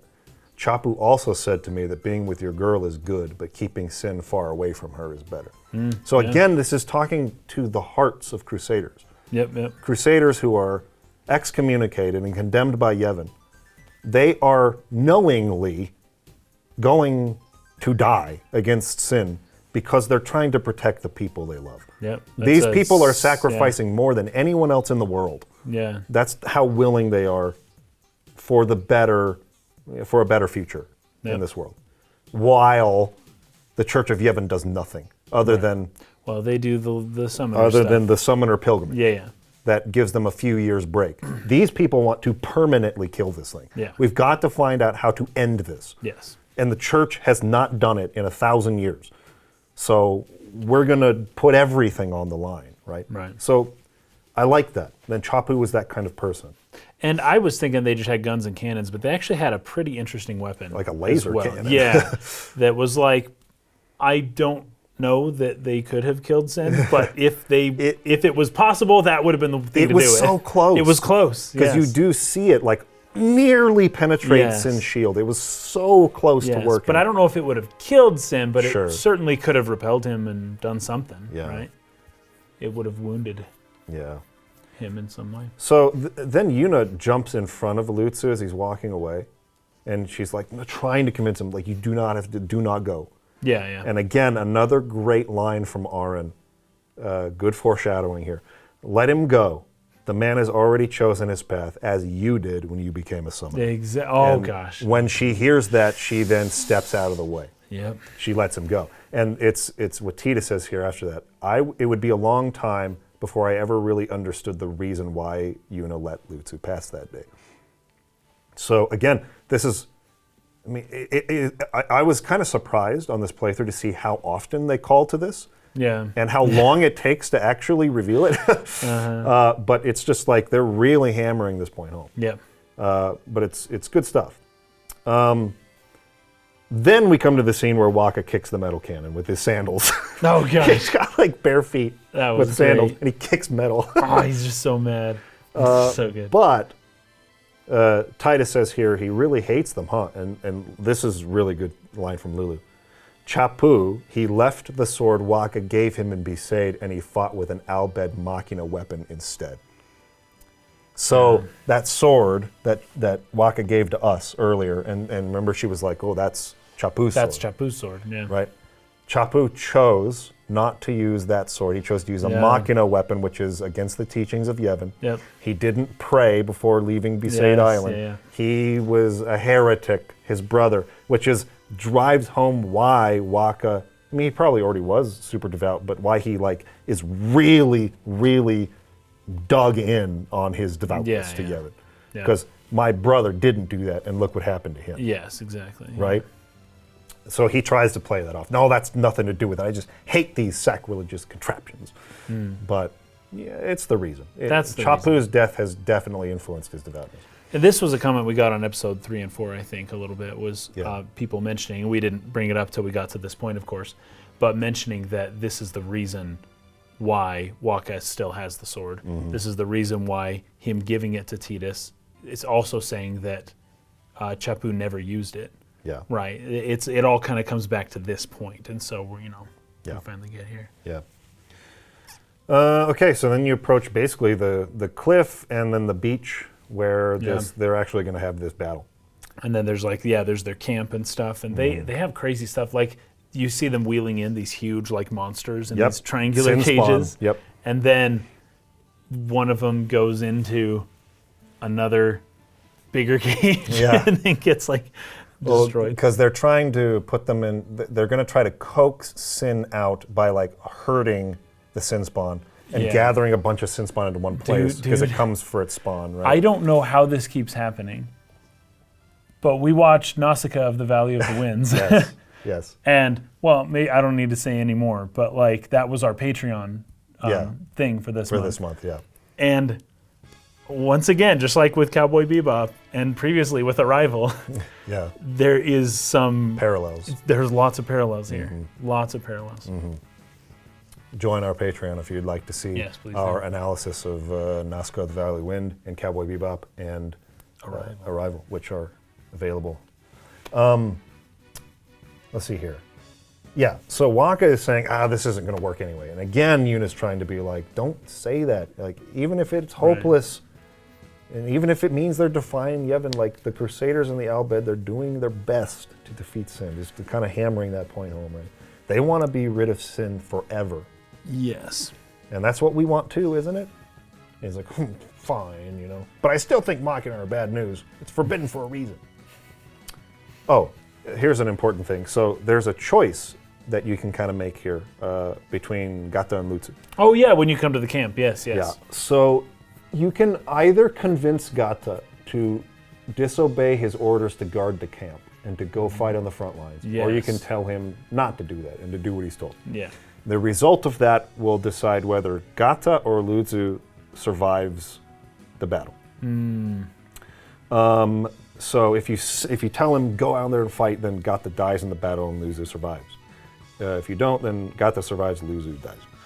So I don't know. I don't know if people knew that, but I think either way, it hits home either way. I feel like either way really works. I feel like maybe the expected or the canon way is that Lutsu dies and Gata gets traumatized by this battle. Because the canon would be that we tell him to stay and not to go. Right.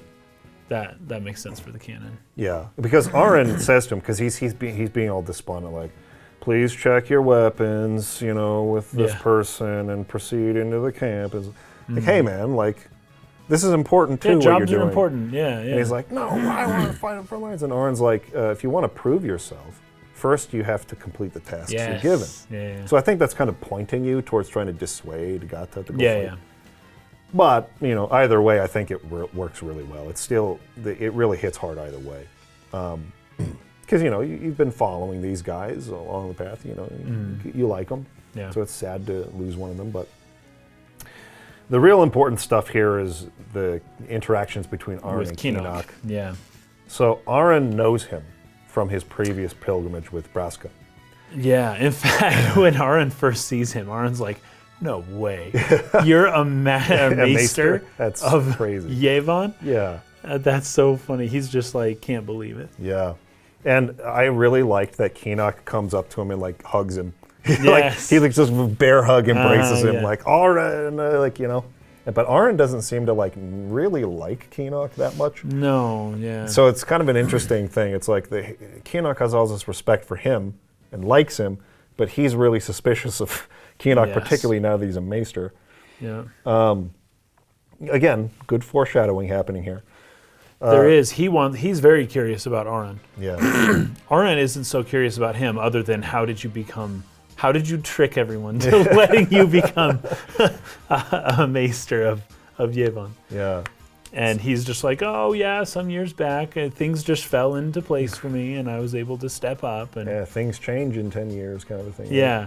And Aaron leaves, but on Aaron's way out, Keenock asks him, so have you seen Xanarkand? This is really big one. This is a really big one. And Aaron just stops for a minute, doesn't say a word, and walks away. Keeps going. But it's like, what do we say about this?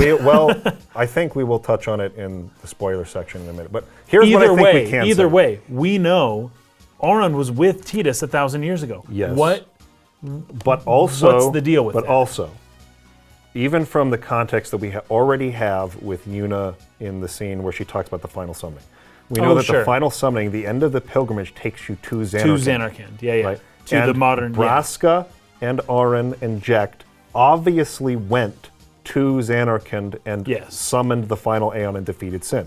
Yes. So Keenock would know this. So Keenock asking you, have you seen Xanarkand, is an interesting question. Because Sin was defeated. Everyone knows Braska. He had to have gone to Xanarkand. There's statues of Braska everywhere. Yes. Everyone knows that he went to Xanarkand. Right. So obviously he's referring to, in some way, the Xanarkand Tidus is from. Yes. Yes. So he knows that however Aaron got to Tidus' Xanarkand in the beginning of the game, Keenock knows, and it's something Aaron doesn't want people to know. Yes. Because he's the link between those two worlds, right? And that's why Tidus was so mad at him. Like, all these this is your fault, right? You're the one who's going, jumping time back and forth. What's your deal? How are you doing this? Take me back. Yes. And what's interesting is that the only answer Aaron has given, because people keep asking, where have you been all this 10 years? What have you been doing? His only answer is, I've been fulfilling a promise to a friend, which I am still doing. I'm doing that now. Yep, so that's right. And of course, he told Tidus earlier, Jecht told me to come watch over you. Yeah, he's like, why did you bring me? Well, Jecht, yeah. So there's a lot of things going on here, but I really put a pin in that particular line from Keenock. Have you seen Xanarkand?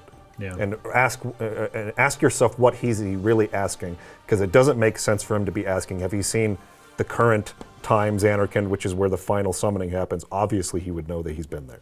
Yes. So he's asking about Tidus' Xanarkand. Okay. What else did I put here? Oh, he also leads the warrior monks of Yevon and commands the Crusaders.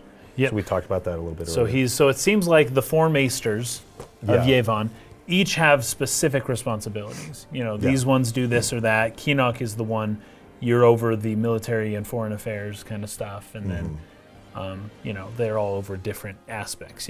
Whereas Master Micah would be the one who administers for the formal religion. Yeah, and the government probably. Yeah. So Keenock also says to Aaron here, this plan won't work. You know that. We'll just let them dream a little longer. So he knows this is doomed to fail. Yes. I would say, though, that everyone knows this is doomed to fail. To some extent, It's been 800 years. The Crusaders they wouldn't have been be trying. trying at all if they didn't have some thought, like, we haven't tried this yet. Maybe this will work. Fair enough, yes. It's particularly the Albed, who just, are totally disassociated from Yevon at all. Yeah. The Crusaders are tied, but not Al Bhed, right? Yeah. They're really on the fringes of this Right, society. yes. They're really trying stuff They're no one's pushed tried all the way before. to the edge, yeah. So, I mean, their technology is way beyond even what the Crusaders use. Right, yeah, true. So, And they keep searching the chaos to find more technology Yes. to then, Right, yeah. to try that's and That's defeat what some. they are, that's what they do. so, but Seymour kind of checks Keenock for saying that out loud. He's like, Master Keenock, Yeah. like, you're saying too much here. Yeah. Stop, please. Okay. It's so funny because you look at Keenock's character and he just has the friendliest look about him. Yes. He's got that smile, he's a little chubbier, he's just, Yeah. he looks like just such a friendly guy with friendly eyes. Yeah. And if you talk to Walker here, he's like, with them here, it's like Yevon authorizes the whole operation. I know, So Waka mad. is at a crisis. Yeah. So anyways, they've gathered all these sin spawn. They start like harming them or getting them to cry out or whatever. Sin arrives and the battle begins. And our party fights a couple of these larger sin spawn bosses Yeah. while that battle's happening on the beach. And this is a really good FMV. They kind of charge down to fight the sin spawn on the beach. Sin like slowly approaches it, puts this big shield up over it. Yes. And then it just completely obliterates I couldn't believe everybody on that beach. We do not, like, we watched Sin destroy a city by just sucking it all up at the beginning Yeah. of the game. And yet this scene is like, I have not seen this kind of power. Yeah. Like this, Sin is just on a different level. Yeah. Completely different level. Everybody that's fighting, it's just like boom, like disintegrated. Yeah. Just like turned to dust. I wrote, how the fetch did Lucille survive fighting on that beach? She's one of the Chocobo yes. Knights who Yes, she charges. and that Chocobo. Yeah, and you're she's right. still alive after this battle. I don't know what got happened. lucky. there. She 'Cause was hiding behind everybody someone. got fetching just disintegrated into I nothing. know. It was hard to believe that anybody survived at all in any way, you know. But also the beast in the cage escapes, right? So we have to fight it. And so their attempt to subdue a beast backfired as it escaped their grasp and was turned back against the Crusaders. Now we killed it, of course, but this is a microcosm of the whole thing, right? Yeah. Like you're trying to subdue something that cannot be subdued. Right. And the inevitability is that it'll be turned on you, right? Right. Sin's design, by the way, we get a really good look at him here. Yep. He has a city on his back. Yeah, there's like ruins. There are There's, like, buildings, tall on him. buildings on his back. I don't know what to make of that, really, other than this is something that just turns things inside out and then represents them in a screwed up way. I don't know. It's unsettling, though. Everything about him looks, I don't even know what he looks like. Like, Yeah. some people say he looks like a whale, and I'm like, kind of, yeah, little. Yeah. But also no. And also he kind of changes what he looks like a lot. Like he looks like whatever he needs to look like at any given moment. Yeah, I wonder It's so interesting. if like with each end of a calm, if like Sin comes back and is like different. Yeah, I in don't know if some he way. looks the same each time, Yeah. but I don't know. It's just, and he gets this shield on him, or he's either gooey or he's like metal looking almost. Yeah. It's interesting, but it reminds me of Godzilla, basically. Yes. This whole scene is like Godzilla. Anytime you watch a Godzilla movie and the government shows up with their airplanes and their guns and their tanks, you're just like, they're all gonna die. And you Yep. know it. You know Yep. Godzilla is gonna use laser beams or something crazy that you don't even know he's capable of until he does it. And then you're just like, what in the world? And it wipes everyone out and everyone's thrown. I think this is a pretty clear reference to Godzilla, the way this Yeah. battle goes, and Sin just in general. Yep. Like anytime, especially when they get that big energy cannon and they're just like blasting Sin with it. And it's like, they're so close. I was watching this Godzilla movie, the Netflix Godzilla. I think it's an anime, but it's got some CG kind of aspect to it too. It's pretty well done. There's 3 of them. In the second one, this kind of thing happens where they trap Godzilla and they get him into this place and they flood it with like hot lava, and he's just like, they totally like, they kill him. They killed Godzilla.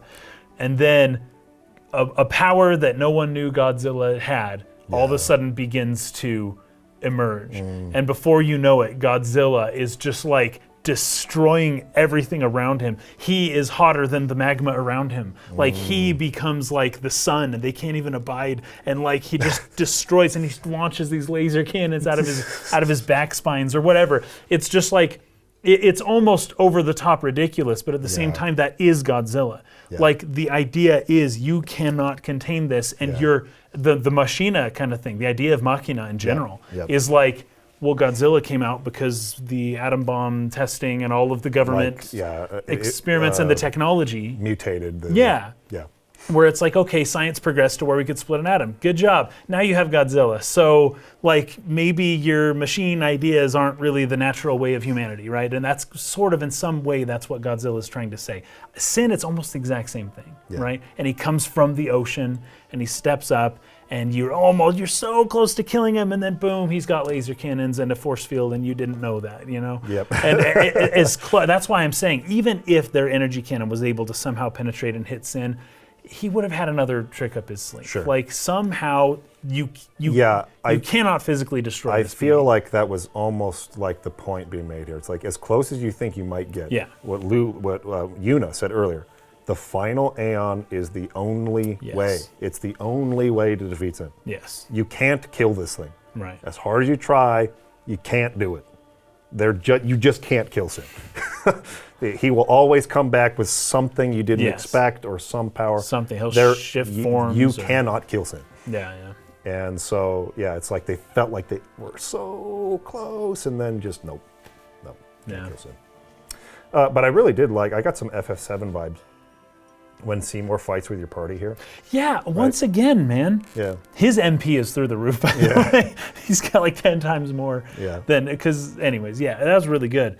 But like, Seymour's fighting in your party. I don't know. It's fascinating. The way that they play Seymour, it's not how I remember it at all from the first time I played it. And I'm playing it now, and I'm just like, we'll find out more about Seymour later, but like, it's so interesting. Everything that is going on is like, I don't disagree with anything he's doing or anything he's saying at the moment. Right. Yeah. It's fascinating. Yeah. But you can tell just through his eyes. You're just like, I don't know if I can trust him. Something just doesn't quite feel right about Seymour. Yeah, but you get a kind of a taste of how powerful he is. He's like 1,000 MP. Through the gameplay system, right? Yeah, I really like it when games do that. Yeah, it was cool. We've talked endlessly about how they did that with Sephiroth in Final Fantasy VII. Yeah. And they do that to a lesser extent, but still pretty cool. I was talking with my patrons about this while I was streaming. It's like, he doesn't seem nearly as strong as Sephiroth. No, it's not the one hit, 10,000 damage. Right. And it's like his magic is level 2 magic. Oh, Sephiroth's was level 3 magic. Okay, like the Aga. And it's like, at this point in the game on a casual playthrough, you probably don't have level 2 magic yet, but you're not that far away from getting it. Right. At this point in the game, I did have it. Okay. So Lulu had the same spells that... So he's just marginally ahead, but... He has more magic attack power. Yes. And he's like overkilling everything. He has just MP through the roof. Yes, but his HP isn't that much higher, and one thing I didn't consider because I didn't do it in my playthrough is if you let him get his overdrive can just wipe this boss out in one move. It's really powerful overdrive. Oh, interesting. So they do have ways of showing me to do that. Like he's at a level above us. He's not like Sephiroth to Cloud above us. I know, that was a pretty big difference. But he's above us. He's more powerful than us, for sure. Clearly. And also when he did his summoning and that was such a good reveal. Yeah, right. That was the best way to reveal his level. Yeah. Yeah. So anyways, thought that was pretty cool. Yeah, that was good. Okay, so at the end of this, Tidus kind of wakes up on the beach, and if Gata, he'll either be dead and his body will just be there lying there and dead and lifeless, or he'll be like all PTSD, like, like, what do I do? What's going on? What's going on? He's like losing his mind, right? Yeah. And as he sees that effect happening on him, he just gets angry and he just goes running after Sin. He just swims after him. Yes. And I really liked this. I like the music they use here. Yeah. I forgot because I'm like, because you often will see people, like, maybe not often, but occasionally I've seen a moment where a boat's sailing away and somebody's trying to swim, and it's like, it's funny, or it's not funny, it's hopeless, and it's like they're getting nowhere because you can't swim in water and the waves just push you back, But I forgot how good Tidus is at swimming, and he's like faster than a shark, and he can hold his breath for 20 minutes. Yes. And I'm like, oh, okay, well, this could be interesting. He He might actually be able to make Chase, right? Oh, I thought it was going to be one of those with like Samwise, where he's like, "I'm coming with you, Frodo," And then he's drowning, but he's doing his best, But I'm Yeah. like, I just forgot who Tidus was for a minute, Yes. and how freaking adept he is at swimming. Yes. But yeah, he just takes off and he's just screaming, and he is so upset. This is the first time he's seen Sin, knowing who Sin is. Who Sin is, right? According to Oren, he claims he doesn't believe it, But he this shows he clearly does. believes it. This Clearly shows, this believes it. action shows he does Yes. believe it. And he's just like, okay, my dad's Sin. Why is he murdering everybody? Like, what is he doing? Yeah. Why is this happening? Yeah. Oren talks to us a little bit later about some of this stuff, but there's a moment here where Tidus kind of loses consciousness a little bit, right? He passes out, and I think they say something about Sin's toxin or something, but Yeah. we get a bit of a vision. Yeah, I wanted to get your take on this. Oh, Because yeah. there's two parts I've to got it. stuff to say about that. The first part of it, you see some ghostly figures kind of walking around or in and out of a place. Yeah. It's like a blue And you can recognize some of trees them. and some Yes, I've city got- in the distance and things like that. Yes. And then, of course, the purple hooded boy comes out, Yes. kind of like shakes his head, moves aside, and a blitzball flies at his face. Yes. So I wanted to get Yeah. your take on that part of the scene first. I would completely spoil the entire game if I told you what, and in ways people I don't think even realize yet Okay. as to what exactly that Why dream don't we means. do Even this? people who've played it before may not have understood what that dream means. Why don't we do this? Because I can say one thing here. Okay. The way the trees look, everything within this dream, look at that tree. Look at how it's designed. Yeah. This will come back into play in Jose Temple. And I have it in my notes here because we were supposed to get up to Jose Temple, and we didn't, it seems. That's fine. But I kind of would rather bring this up in relation to Jose Jose Temple. Temple Okay. and some of the symbolism we see in Jose Temple, Okay. which, well, it's similar. Okay. But we'll talk about that there, and then I can really fill in the gaps on what this really So is we'll saying. return to that part of the vision next time. Yeah. Early next time, because Jose Yes. Temple will be basically the first thing we talk about. Perfect. The second part is a flashback to Tidus' childhood when he's saying like, oh, they say you don't practice anymore. They say you're drinking too much. You They don't say see you're his gonna dad, by the way. retire." No. We just hear. Yeah. And Jecht is saying like, well, let him talk, like, I'm still the best, right? Yeah. And he's like, He says tokubetsu in Japanese. He says, I'm still special. yeah. And, obviously he has a drinking problem is what this is saying. Yes, right? clearly. And Tidus, brings it up directly. He's like, so do you think, Yeah. They say say you that drink too much. too much and that you're going to retire soon. He's like, I can quit whenever I want. Like, yes. And I love and he's like, then do it. Then do it right now. And Yeah. he's like, What did you say? He's like, you said you can. Like you said you could quit now. so do it. Well, I'll do it tomorrow. Yeah. Is his thing. Oh, Yeah. what was the line? I wrote it down. Why do today what you can leave for tomorrow? Now, how can you imagine that anyone with that mindset became a successful professional athlete? They have to be exceptionally talented. The type of person who's a prodigy and who it came naturally to their whole life. And so, I mean, But they still would hard still work. not still make it to hard the work. top, But right? I feel like there have been some people like this. But once they get Like to the maybe top, Wilt they Chamberlain don't or something? fulfill their potential a lot of times because they've always been so naturally gifted and it always came so easy that like, or they've been at the top so long, there's no longer yeah. really a challenge and they kind of fall into some problems. That's kind of how I feel about what's going on with Jecht. It's like Jecht reached this level that like he's the Michael Jordan of Xanarkand. Yes. Like we've talked about before. And it's like nobody can beat him. Nobody can challenge him. Like when there's no challenge, when there's no conflict in your life, we talked about the storytelling too. When there's no conflict in a Yeah, you story, need it's it. boring. Yeah. There's nothing to aspire to. There's no higher level to go. So like, what do? It's like, this is boring now. There's like no point to it.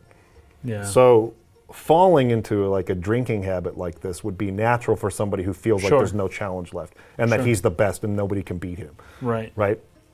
But it's almost, starting it's to almost affect him. depressing once you get to that point. Yeah, it's That's starting. remember I made that video about One Punch Man. Yes. It basically confronts this exact idea. Yeah, One Punch Man is great. And how One Punch Man he's the strongest, one punch every enemy, but his life is just so depressing. Yes. And it's so like mundane and boring. Nothing's a challenge. That's a fair Right? analogy. I really like One Punch Man.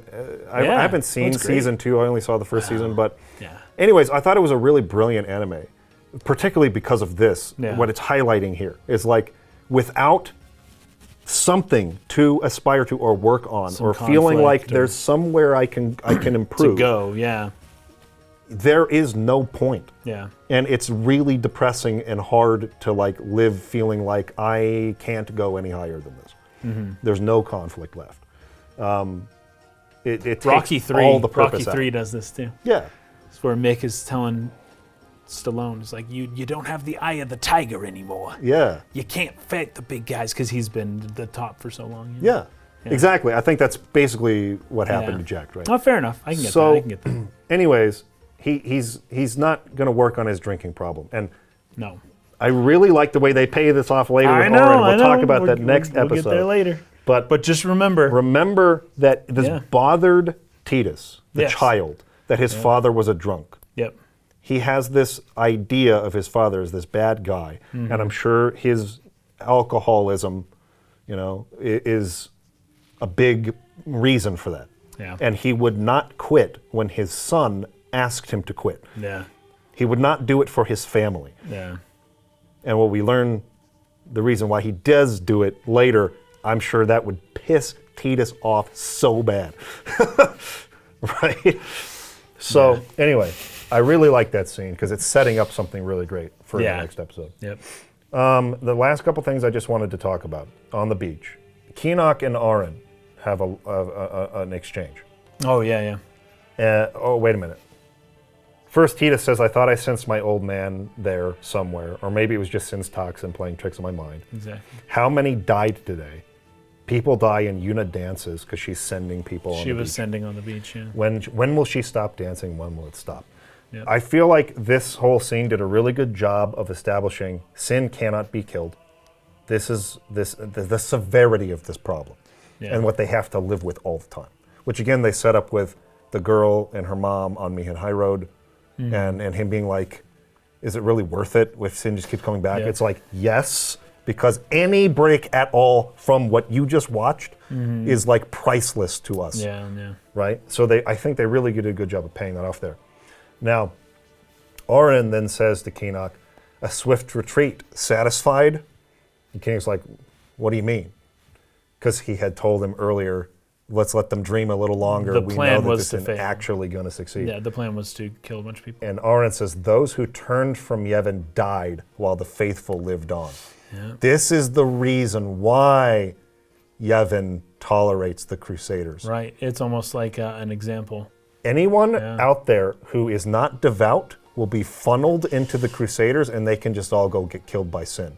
And we'll separate the wheat from the tares. Yes, so to speak, yeah. That's what Yevon is doing. They're separating and killing off anyone who does not follow the teachings and is devout to Yevon. So it's like they're using Sin as though it were a lion in a Roman Colosseum. Yes. Right? And they're just like, throw all of the excommunicated people into the Colosseum and watch them be eaten. They maintain their power. Yeah. And anyone who begins to rebel, they can be funneled into the arm of the church, which is the Crusaders, to go get wiped out, and then they can keep control over the people. That's true. That's true, because that would stamp out any potential rebellion. Yes. Because anybody who questions their teaching would move that direction. That is the reason they incorporated the Crusaders into the church. So, pretty heavy stuff there, the implication. Yeah. So anyways, Seymour tries to encourage Yuna a little bit here. He talks about Yunalesca, who is an ancient summoner, right? You rely on me as Yunalesca did to Lord Zayon, which is, we'll learn more about Yunalesca and Zayon a little later, but again, he's making some advances. Yes. Oh, he says something like, let me be your pillar. What was it? Pillar of strength. Be your pillar of strength. Mm-hmm. Yeah, and it's not a straightforward confession, but it's a subtle one, but you know what it means, right? Yeah, right. You know what's going on here. Okay, and then my last note for for today. before we move into spoilers. Aaron says to Tidus, "Sin is Jekt, he came here for you." Yes. And Tidus says, "So he killed all those people just for a chance to see me?" And Aaron says, "That's what sin does, and he wanted you to know that, right? Do you know why?" And how am I supposed to know? He's deflecting. He's really trying not to accept this. and Aaron says, "So you would kill him. As long as he is sin, Jekt will keep killing. He wants you to stop him." So this is the reason Aaron went to Tidus' Zanarkand and brought him here. Yeah. It's because Jekt became sin and wanted his son to stop him. Okay, so he's basically saying, Jekt wants you to kill him, right? And then Tidus is saying, "Oh, I'm not done talking to you, like, don't run away or whatever." And Aaron's response, "You're the one running. You're the one running. Because you're the one trying to deny that sin is Jekt and all this stuff I'm telling you." So I really like that response. Anyways, that's the end of what we're going to cover for this episode. Next time, we'll go all the way up through Guadalsalam. Yes. We may even go a little past that, because I don't know if there's enough info in all of it. There's about there's a lot of this Jose, much there's a info lot of for Jose me. Temple. Okay, we'll probably go through Guadalsalam next time. We'll get up to that point. So, I got a little more. we're going to move on into our spoiler discussion now. Okay. So if you don't want to know spoilers, this is the time to click away from the video. Maybe return here after you finish the game. We have these time segmented, right, and time coded so that you can come conveniently back to this point after you finish the game and watch these parts. Section. Now, I want to avoid, for people who do just kind of see things in time, some of the things we bring up in the spoiler section, I still want us to bring them up again. Yes, later on, we have done that so far. That's good. I just want to make sure. So yeah, know that like by the time we reach the point where it's revealed, we'll point back to earlier things. So here comes the spoilers. There's your warning. All right. So first thing I want to talk about is the Keenock line, because that's just fresh in my mind. Have you been to Zanarkand? So yes. the people, the Maesters in particular, they know about Dream Zanarkand. Exactly. That's the place. Yes.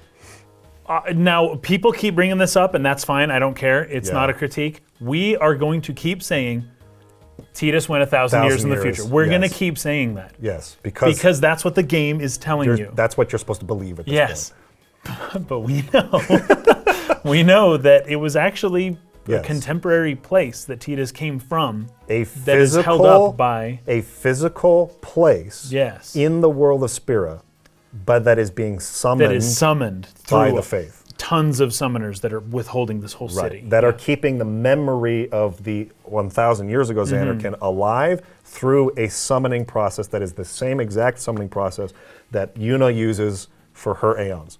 Yes. Dream Zanarkand is an Aeon. It's a giant freaking city Aeon that is maintaining the memory of Zanarkand from 1,000 years ago. Yeah. And it is physical. It is actually present in the world of Spira.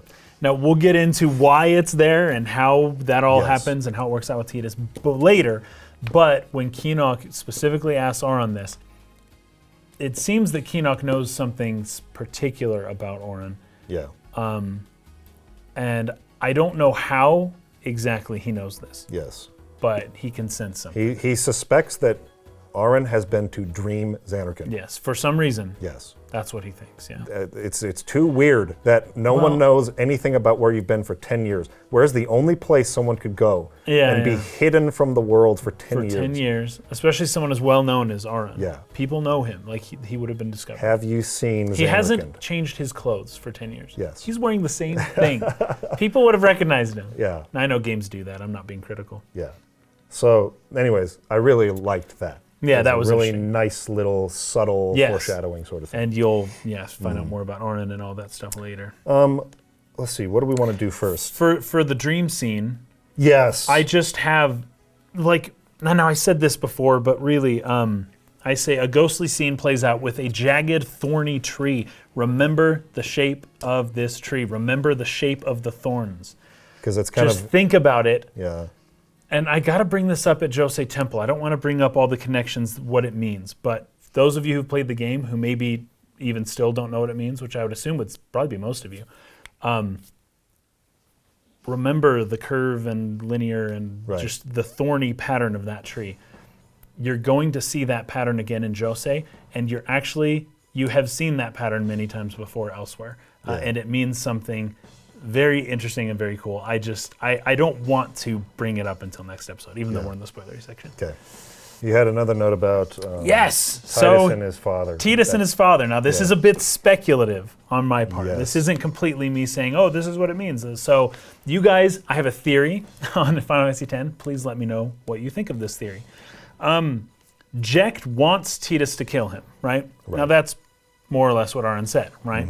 I'm not reaching too far here. Jecht wants Tidus to hate him.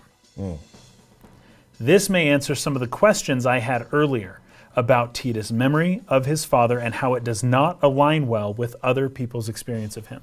Now, knowing that Zanarkand is a dream, is a summon, knowing that that kid ghost who keeps showing up and has been around us our entire life, knowing that all of this is being held up through the collective minds of the summoners,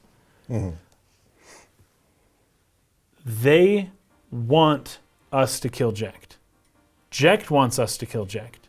Is it possible that they have been influencing the way Tidus was raised? They've been influencing the way Tidus interprets things. That's really interesting. His whole life. They've been making it seem, they have been making him hate Jecht. Yes, they in a way no one else hates Jecht. A father except and son Tidus. who were going to come out. Yes. And they created a dynamic between them that would set this up. Exactly. That the because faith are doing this. Like, the reason Auron doesn't want Tidus to tell Yuna who Sin is because Yuna likes Jecht. Tidus hates Jecht. In fact, the only reason Tidus wants to see Jecht is to tell him that he hates him. Yeah. That is the motivation from his mother and from elsewhere, right? They set up a scenario with Tidus' life to where he would be capable of killing his own father. Yes.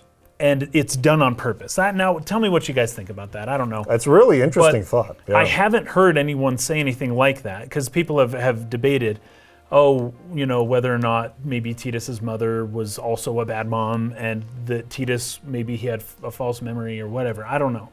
But I submit the idea that the whole thing was a scenario set up in order to make sure that Tidus hated his father. And that his memories are different. This whole city and all these people in it, they are not like real people in the sense other than we've talked about faulty memory a lot in our last podcast, right? Oh, yes. With Vagrant Story. Vagrant Story. Yeah.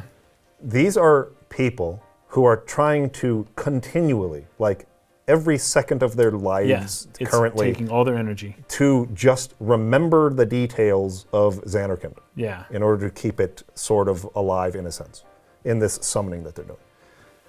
But they are the ones who create, because we talked about memory being a creative process. Yes. It's not a retrieval process, it's a creative process. And this was Square Enix made Vagrant Story, I'm just saying. So they are creating the people in Spira with their imagination, while trying to be true to the one they remember, but it's still a creation process. Right. So they create Tidus, the faith. And clearly the kid, who we're in spoiler section, so he's Bahamut, right? Yeah. That kid is just walking in and talking to us in Dream Zanarkand. Yes. He is one of the faith, but his job is separate, I guess, because he's the summon for Bahamut. And so he's not part, but he can come and go and influence things as he wish. And we know he's been there and he's been influencing Tidus' life his entire life. Yes. That kid has been showing up saying, you don't have time to do this. Here, he was present during the moment where Jecht was telling Tidus how he'll never be able to do the Jecht shot, right? But the boy was there the entire time and was watching, meaning he has influenced Tidus' memories. He's influencing all of this. The Faith do want this to end. Yes. They are ready to stop the summoning of Dream Zanarkand. They're done. They're tired. They want to rest. They want to die and be done with this. So it would make complete sense that they're trying to intentionally like create a scenario where they can escape having to be Faith anymore. Yes. Because they're kind of getting to their wits' end. You know, it's 1,000 years is a long time to do anything. Right. But it seems, based on later game stuff, that people keep saying, "Hey, they're done doing this. They're done dreaming of this." So it would make sense to me that they've kind of created this situation. You know? Right. So that's a really cool thought. Let me know what you guys think. Let me a know. really cool and thought. I like may it. not be the only one who's ever thought of that. I just haven't read it in any of my research. Yeah. Other thing, the last thing I was going to talk about was the calms, the calm periods and things. Oh, So, yeah. Let me just pull up. So on page 49 of the FF10 Ultimadia, it takes a look at 3 high summoners between Yunalesca and Braska, right? So it's detailing which summoners defeated Sin and when, like in the timeline. So this is Chocolate Rob who's sending this to me, right? He's kind of summarizing it. Yeah. You can get the years in which they defeated Sin. Yunalesca was first 1,000 years ago. Next was Gandalf 400 years ago. So the first time Sin was defeated was 1,000, the second time 400. There was a 600-year period in between that. Then Ohaland, 230 years ago, Yokun, 100 years ago, and then finally Braska, 10 years ago. So we have 10 to 100, that's a 90-year difference. 230 to 400, that's a 170-year difference. And then 400 to 1,000, a 600-year difference. So I think what a lot of people took from this is the first column was 600 years, then the second column was 170 years, the third column was 130 years, Right. and then the last column was 90 years, and now it's been 8 or something like that. The only thought I have to that is why were the Crusaders created 800 years ago if that was in the middle of a 600-year column? Exactly right. Exactly okay. right. So this is So another Sin thing was where it's likely the whole time. the calms were probably short, Yeah, a couple of but years. they just 5 couldn't years. defeat it for 600 years, Yeah. right? Exactly. That's another great point. Okay. So let's see. People are saying, or speculating that the calms are drastically shorter now, or that they're getting shorter for some reason. But anyways, the point being made here is that it's probably not that. If you think about why the Crusaders, 8 centuries, that's Yeah. between the 1,000 and 600. So that was 400. 200 years after the first column. Right. The Crusaders are like, we've had enough. Right. So I think it's clear from Yeah. the way Yuna talks about it, from knowing that the Crusaders were founded 800-ish years ago, Yeah. in between when Yunalesca and Gandalf defeated Sin, Yeah. and the fact that this society has not changed much at all in 1,000 years. It has not been given a Blitzball, chance yeah, to everything's advance. the same. Yeah. It indicates that the calms are very short, Yeah. and that Sin has basically been terrorizing this civilization for 1,000 years with very short periods of relief. Therefore, they cannot change much. They cannot advance much because anytime they try to make an advancement, it just gets freaking destroyed. So, just wanted to make that point there. And again, we'll return to all these things again when they're no longer spoilers. But Yeah. we just want to let you guys know, like we know the things. We know. And some of Yeah. the foreshadowing and all that, it's... Yeah, it's just. I wish I could just say it all during the podcast, but Yeah.